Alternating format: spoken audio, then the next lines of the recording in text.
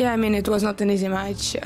She played really well, and it's never easy to play in the third round. Everybody wants to win. In a private hearing that lasted more than 3 hours, former French Open champion Jelena Ostapenko reportedly broke down in tears, begging the U.S. Open disciplinary panel not to end her career. She admitted it was the biggest mistake of my life and pleaded for forgiveness. Witnesses say the 28-year-old Latvian star fell to her knees, telling the 3 judges that losing tennis would feel like losing my soul. Her lawyers brought in character witnesses and argued that banning her for life would be too extreme and could set a bad example for future cases in professional tennis. The incident happened after she lost in straight sets to Taylor Townsend in the second round of the 2025 U.S. Open. On court 11, Ostapenko angrily confronted Townsend, accusing her of having no class and no education. The words were picked up by court microphones and broadcast live to TV audiences worldwide. The situation got worse when Ostapenko criticized Townsend for not apologizing after winning a point from a lucky net cord shot. To Ostapenko, this showed poor sportsmanship. The exchange highlighted cultural differences and disagreements about tennis etiquette. The crowd quickly turned against Ostapenko, booing her loudly as she left the court in what some veterans called one of the most uncomfortable scenes ever at a Grand Slam. Clips of the argument spread across social media, sparking huge backlash. Many fans, journalists, and fellow players condemned her words as insulting and possibly racially insensitive. What began as normal post-match frustration has now grown into one of the biggest controversies of Ostapenko's career, one that could cost her everything. That she apologized. I mean, that's fine. That's cool. At the end of the day, I think that it's a learning lesson for her. Taylor Townsend, who stayed calm during the heated exchange, later said she felt hurt and confused by Ostapenko's comments. Many praised the American's composure, noting the sharp contrast between her professionalism and Ostapenko's angry outburst.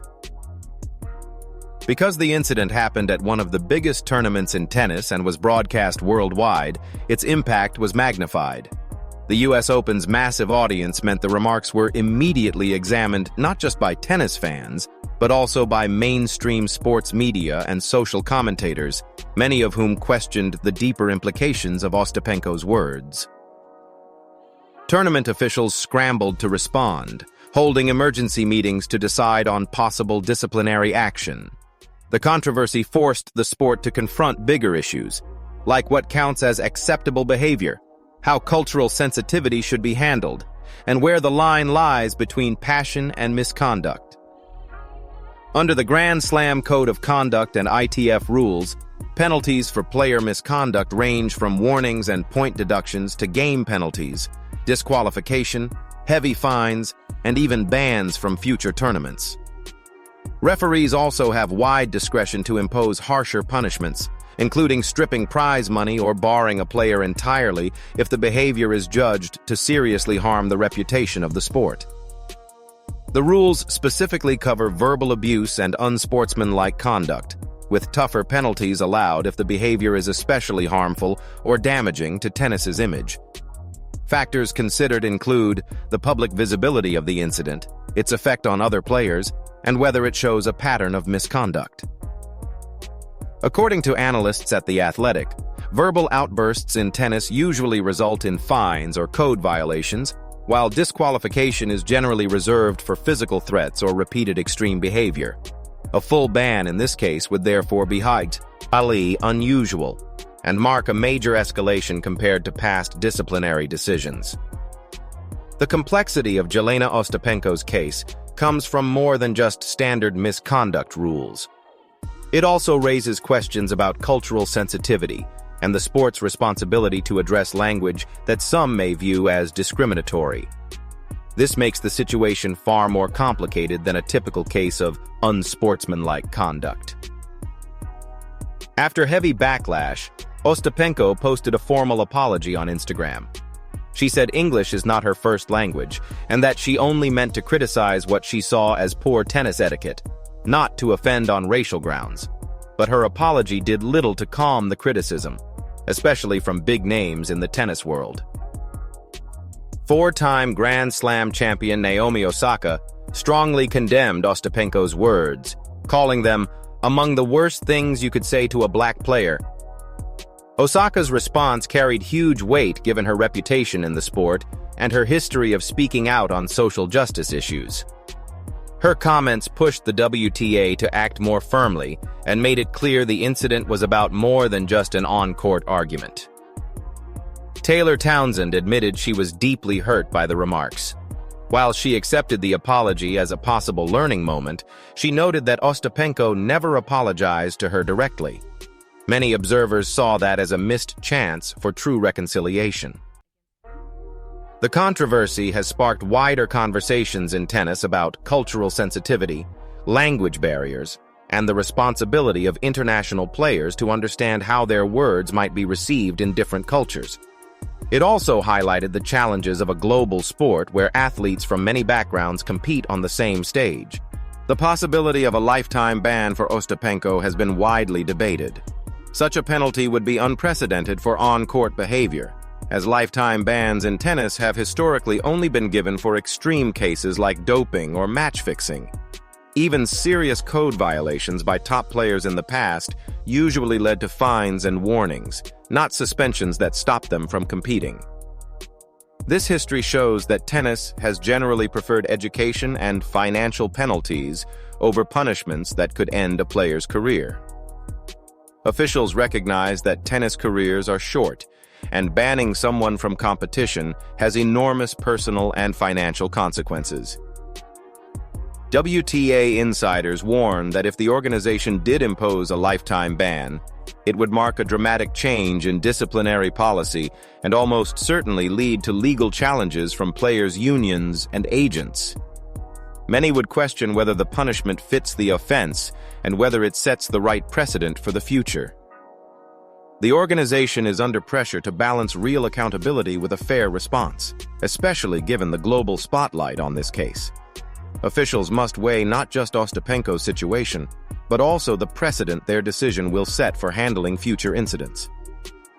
Legal experts note that lifetime bans are usually reserved for clear cases of intentional misconduct that undermine the integrity of the sport. Because Ostapenko's intentions remain unclear and the incident carries cultural complexities, such an extreme punishment may be hard to justify legally. In her apology and later statements, Ostapenko insisted her comments were misunderstood. She explained that when she mentioned education, she was referring only to tennis etiquette, not making personal or racial remarks. She expressed regret for her poor word choice and said she respects all nations and players. Her defense team argued that language, and cultural barriers played a big role, noting that non-native English speakers often struggle to express frustration under the pressure of competition. Her lawyers also pointed to her career record. While Ostapenko is known for emotional outbursts on court, she has never before been accused of racism. They stressed that her history should count in her favor, showing that this was an isolated incident rather than a pattern of discriminatory behavior. Player representatives urged officials to consider the extreme stress of Grand Slam matches, where emotions often run high. They argued that Ostapenko's words, though inappropriate, were more a lapse in judgment than evidence of deep character flaws. The defense has focused on separating intent from impact, acknowledging that her remarks caused harm, but insisting she did not intend them as discriminatory. This middle ground approach seeks accountability without ending her career. A few fellow players have spoken up in her support, noting positive experiences with her, though many have stayed silent because of the sensitive racial issues involved. The U.S. Open disciplinary panel is still deliberating, with a decision expected in the coming weeks. Most experts believe Ostapenko will likely face a large fine and probationary warning rather than a lifetime ban. The panel's ruling will be a test of how the sport balances discipline with fairness and could set new standards for handling culturally sensitive misconduct in international tennis. Some sports law experts suggest Ostapenko may even negotiate a settlement, similar to a plea bargain, with tournament officials to avoid harsher punishment. A possible resolution to Jelena Ostapenko's case could involve her admitting wrongdoing, completing mandatory sensitivity training, and paying a large fine in exchange for keeping her eligibility to compete in future tournaments. This type of deal would give both sides what they want. Ostapenko could continue her career, while officials would show that inappropriate behavior carries serious consequences. Adding an educational requirement would also support the broader goal of preventing similar incidents in the future.